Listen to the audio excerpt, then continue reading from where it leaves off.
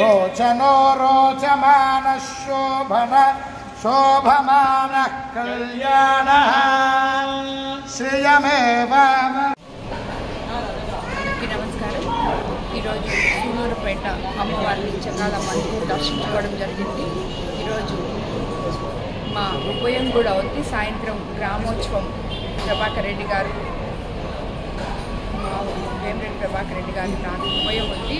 అందుకోసం అమ్మవారిని దర్శించుకొని ఆ ఉభయం సరిగ్గా మంచిగా జరగాలని చెప్పి కోరుకుంటూ అమ్మవారి ఆశీస్సులు ప్రతి ఒక్కరి మీద ఉండాలని అందరికీ విజయదశమి శుభాకాంక్షలు।